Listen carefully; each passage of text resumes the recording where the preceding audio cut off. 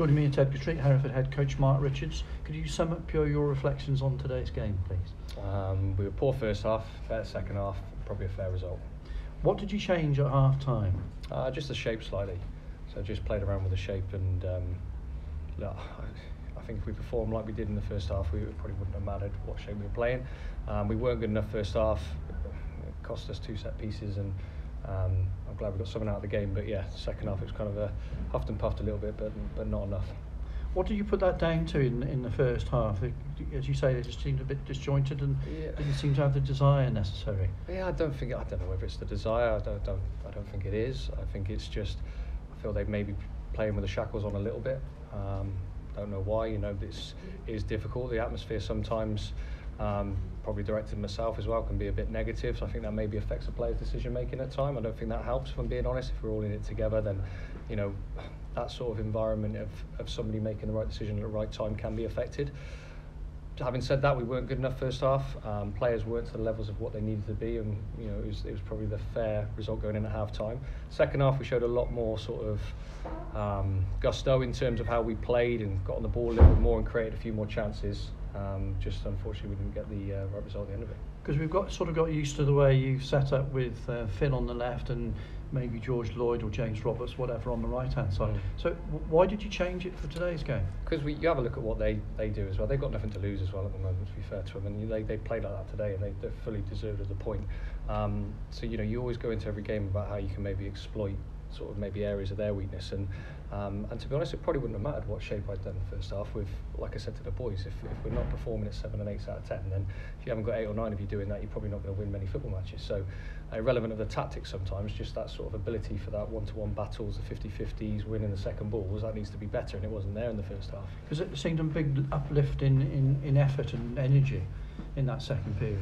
Yeah, you know, I think the boys, you know, we had some words at half time and they came out and obviously put in a better performance second half. It's just frustrating that we were in that situation. Again, a few little things just creeping in terms of giving away silly free kicks, and ultimately that's cost us today. What, any doubts about the penalty? I didn't, to be honest. I don't know whether it was a handball or whether it was a pull of the shirt. I think we were on top second half, and I thought they were probably better first half. So, like I said, a point's probably a fair result. You brought George Lloyd back in for a second spell. What's he going to bring between now and the end of the season? What are you hoping for? I think you saw from his first spell what he gives you in terms of his energy, his commitment. He scored a couple of goals. You know what I mean? He can play on the shoulder. He can play in a couple of different positions. So, you know, hopefully he'll give us that additional sort of quality, but also that competitiveness. So, you know, players are sort of, you know, obviously made a few changes today, and they're looking over their shoulder a little bit. So that makes it, you know, it makes it a bit more competitive in terms of the squad. How many more are likely to come in? Are you still looking for a striker? My understanding is you've been knocked back a couple of times recently. Yeah, like I said, from day one since we came in, we're constantly looking to improve the squad, so that'll continue. You know, that won't stop. Obviously, we go to 2 tough away trips now, long journeys. So Guiseley Tuesday, Blythe Saturday. So you know the lads have dust themselves down, and we'll go again. Big positive must be the fact you've got the likes of Elliot Richards and Keon Rafael back almost to getting a starting place. Yeah, I imagine. Well, you know, Elliot started last week, so you know Keon's obviously been out for a long time, so it's important we build up his game time and also his training sessions to ensure that he's not going to break down again. But they're sort of there or thereabouts now, which is great. Thanks for your time. Thanks, guys. Cheers. Was George Lloyd the striker you were hinting at last week, or was there another striker that you missed out on, sort of? You know, honestly, we're constantly on the search. So George, obviously, I didn't want George to go back originally, and obviously Cheltenham sort of called him back because of their own circumstances, which was, you know, completely understandable from the parent club. But it was always my hope that he would probably go back for a couple of weeks and then come back to us, and obviously that's happened. So yeah, we're constantly on the lookout for not just strikers but just additional players.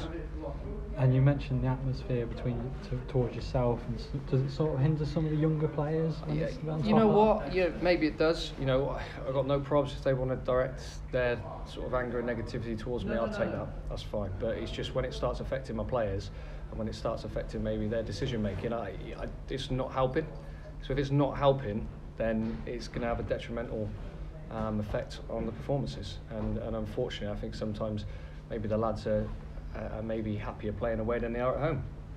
That was my next question. We seem to play a lot with more freedom away. Is that sort of partly why? You know, the results-wise, no, because obviously, you know, that elusive win since August or whatever away, but it doesn't help. You know, if something doesn't help the performance, doesn't help the lads feel like they can be comfortable making decisions. I think we pass the ball 5-10 yards back, and there's sort of jeers and boos, and you know, sometimes you need to do that to be able to get out to the other side, or to be able to get the ball into pockets or forward. So I don't think it helps. And like I said, if it's directed towards me, then fine. I've got broad enough shoulders, I can take that. But when it starts affecting the players, it's not ideal. Okay. Thank you. Thank you. Cheers, guys.